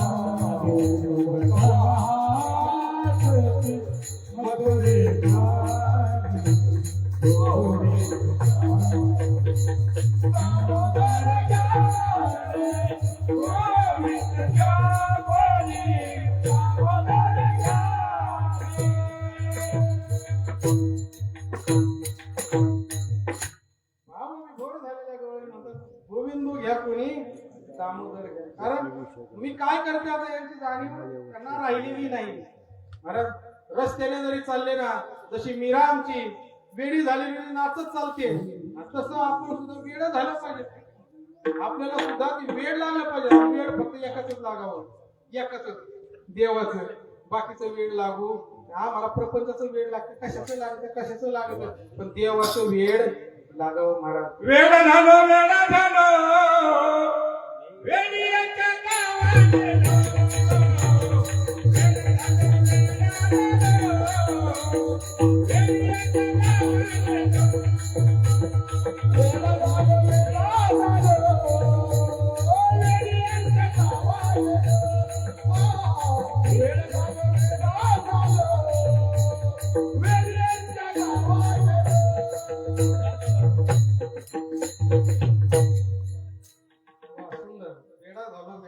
वेडीच्या गावात गेलो. कारण आता तो देहावरती राहिलेला नाही. बघा एक गोड अभंग आहे जनाबाईचा. डोई तपदराला खांद्यावर डोई तपदराला खांद्यावर डोई तपदराला खांद्यावर डोई तपदराला खांद्यावर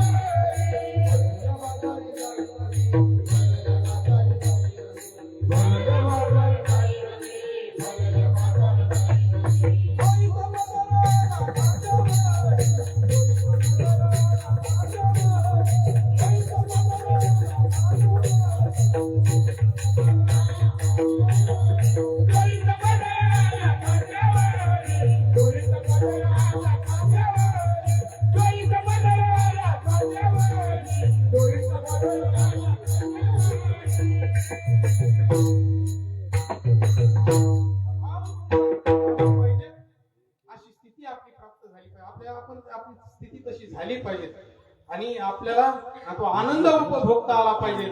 म्हणून ज्या महात्म्यानं आपल्याला हे सगळं दिलंय ना त्या महात्म्याला विसरू नका जीवनामध्ये. कारण खूप काही भरभरून दिलंय आपल्याला. काही कमी ठेवले नाही, काहीच कमी. इकडं तिकडं पाहण्याची गरजच नाही, कारण महात्म्याने राजमार्गच घालून गेलाय महाराज. म्हणून या ठिकाणी आमचे साधक खूप गोड वर्णन करतात. विसरू नको साधका माझ्या श्रीपाद बाबाला, विसरू नको साधका माझ्या श्रीपाद बाबाला, विसरू नको साधका माझ्या श्रीपाद बाबाला, विसरू नको साधका माझ्या श्रीपाद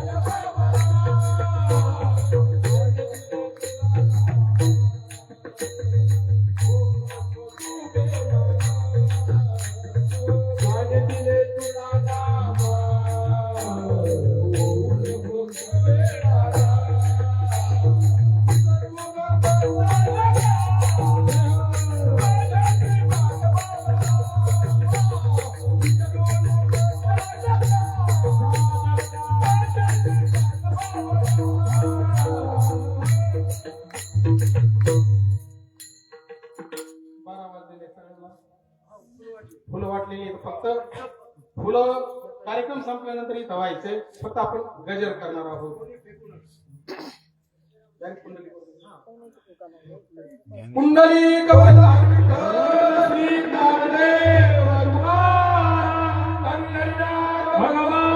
की रे, बावली ज्ञानेश्वर महाराज की, जगद्गुरु तुकाराम महाराज की, सद्गुरु सच्चिदानंद श्रीपाद भगवान की, सद्गुरु सच्चिदानंद आकाश भगवान की.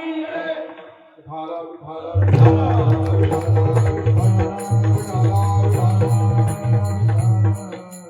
भोपार कुमारी, जय जय भोपार कुमारी, भोपार कुमारी, भोपार कुमारी, भोपार कुमारी, भोपार कुमारी, हरि भोपार कुमारी, भोपार कुमारी,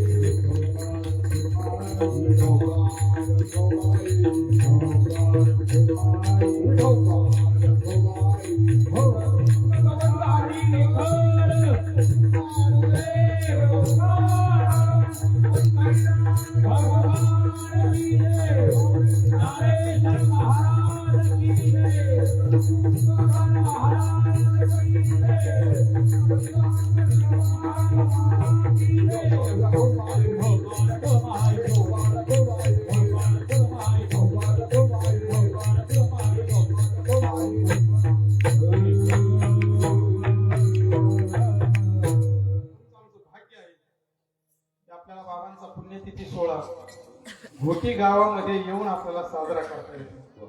भाग्य आहे आपल्याला, आणि भगवंताने आपल्याला ही सद्बुद्धी दिलेली आहे. कारण हे कोणाच्याही भाग्यामध्ये नाही. इथं मंडपामध्ये येऊन संत श्रीपाद बाबांचा पुण्यतिथी सोहळा साजरा करणं ही खूप भाग्याची गोष्ट आहे. पूर्व पुण्याचा काहीतरी बॅलन्स असेल, आपला ठेवा असेल, म्हणून तो आज या ठिकाणी उदयाला आलेला आहे. महाराज अशा आम्ही दैवाचे दैवाचे खरंच भाग्यवान आहोत. कारण श्रीगुरूंचा जो पुण्यतिथीचा सोहळा आहे तो आपण करतोय महाराज. कारण ही लहान गोष्ट नाही महाराज, फार मोठी गोष्ट. आणि माझ्या जीवनामध्ये अनेक वेळा बाबांच्या पुण्यतिथी सोहळ्याचा कार्यक्रम करण्याचा योग माझ्या जीवनामध्ये प्राप्त झाला. खऱ्या अर्थाने मी माझं खूप मोठं भाग्य समजतो. कारण मी कुठल्याही असं खास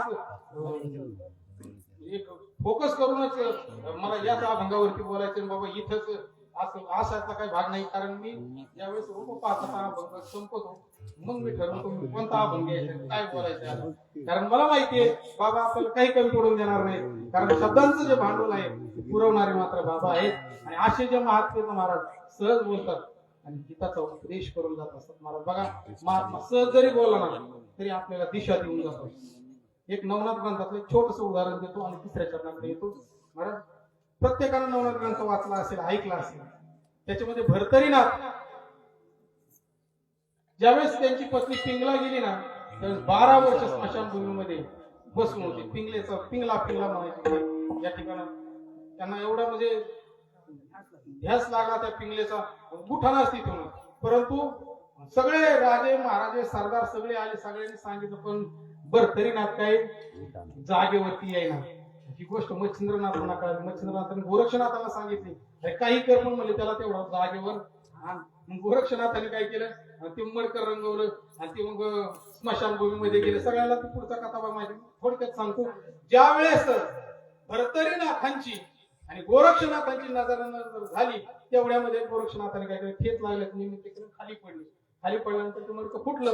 मडकं फुटल्यानंतर गोरक्षनाथ मोठमोठ्याने विलाप करायला लागले, रडायला लागले.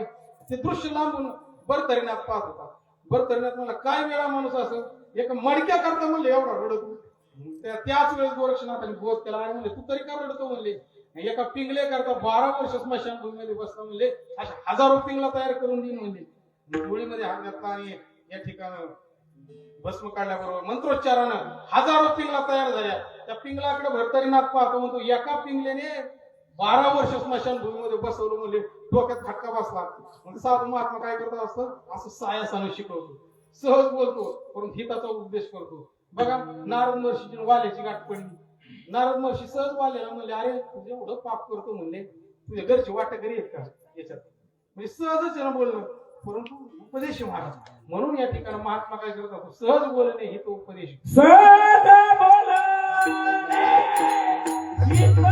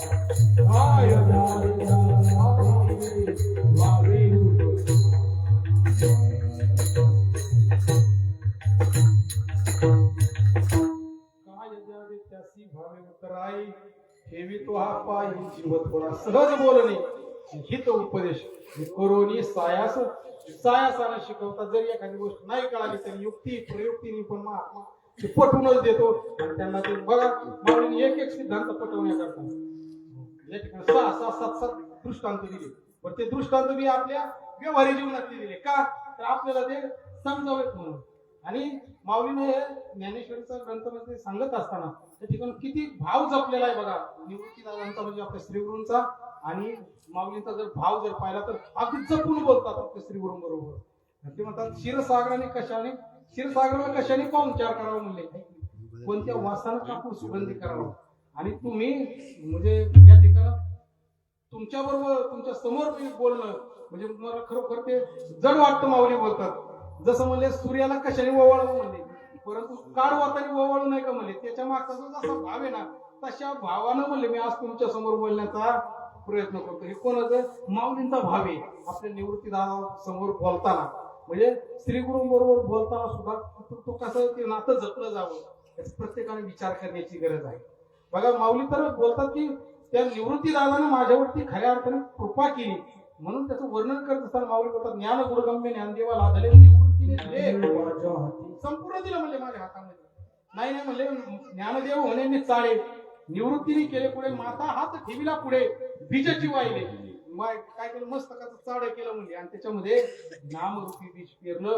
आणि असे असणारे माझ्या निवृत्तीदादा माझ्या जीवनामध्ये लाभले. आणि म्हणून खऱ्या अर्थानं योग्यांना दुर्मिळ असणारा मी भगवंत पण मी पाहिला म्हणले. भोपळ्याचा पहिलाच अभंग योगी या धोंडव तो मी देखील साधले, पाहता पाहता मना न पुढे झाले देखीला देखीला माया देवांचा विठला संदेह निमाले तुझे पण अनंत रूपी अनंत विषय देखील आणि बाप रखमा देवी बरोबर म्हणाली कशी माऊली बोलतात. निवृत्ती दादांमुळे मला हे समजलं आणि असे असणारे माऊली ज्यावेळेस समाधीस्थ व्हायला जातात त्यावेळेस मला एकच नातं सांगायचं, श्री गुरुचं आणि शिष्याचं नातं हे कसं असावं, किती नाजूकपणाचं असावं. निवृत्ती दादा माऊलींना समाधीच्या स्थळाकडे नेत असताना एका बाजूला भगवंताने धरलेला आहे, एका बाजूला निवृत्ती दादा, आणि निवृत्ती दादा माऊलीकडे पाहतात आणि माऊली निवृत्ती दादाकडे पाहतात. निवृत्ती दादा बोलतात माझ्यापेक्षा वयाने लहान आहे परंतु ज्ञानाने फार मोठा आहे, ज्याचं वर्णन संतांनी करावं, ज्ञानाचा सागर आणि सखा माझा ज्ञानेश्वर, महाविष्णूचा अवतार सखा माझा ज्ञानेश्वर. महाराज असा असणारा ज्ञानाचा सागर ज्यानं या जगाला सुखी केलंय, तो माऊली आज 22व्या वर्ष आहे ना या ठिकाणी समाधीस्थ व्हायला जातोय. महाराज किती दुःख निवृत्ती दादांना, परंतु तरी सुद्धा महाराज निवृत्ती दादाच्या अंतःकरणामध्ये माऊलीविषयी जी तळमळ आहे ना, ती तळमळ आपल्या श्रीगुरूंच्या अंतःकरणामध्ये आपल्याविषयी असली पाहिजे. आपल्या मनात श्रीगुरू येतं नवल नाही, पण श्रीगुरूंच्या मनामध्ये आपण असलं पाहिजे. म्हणून त्याचं रूपक केलंय जगद्गुरु तुकोबरायांनी. जसं म्हणले गाई रानामध्ये चारायला गेली ना, चरायला कितीही गोराखी तो कितीही जरी चपळ असला ना तरी सुद्धा तो गायीला अडवू शकत नाही. ज्यावेळेस 5चा टायमिंग होईल ना, जर ती गाय मेलेली जरी असेल ना तर 5चा टायमिंग जर असेल तर त्याच्या गोराखी तो गायीला अडवू शकत नाही, कारण त्या गायीच्या चित्तामध्ये काय आहे, वासू आहे. तुका म्हणे वाचा तुका म्हणे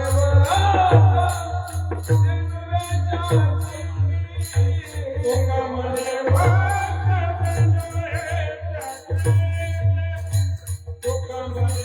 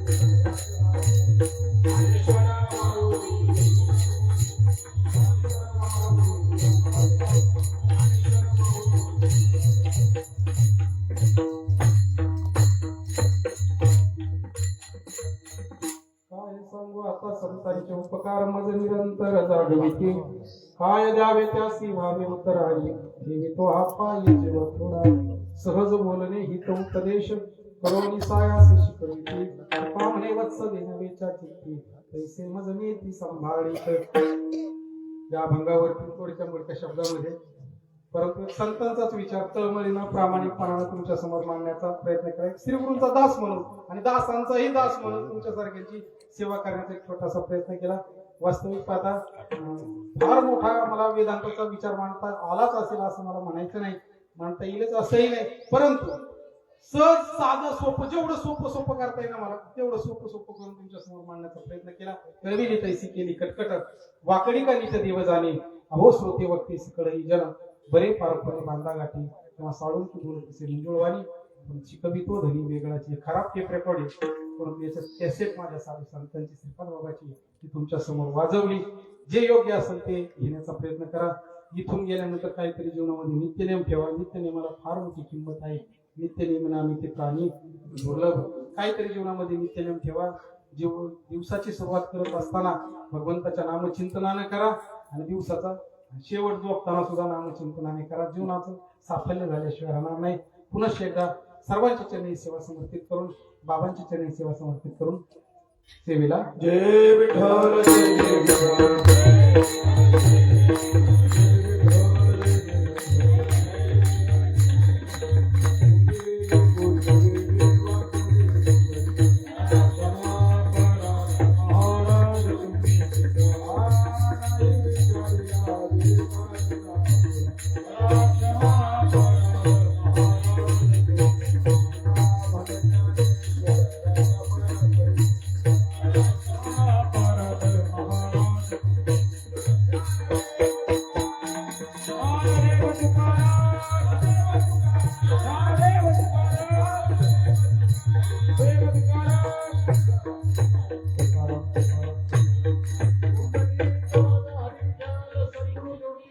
महाराज की जय.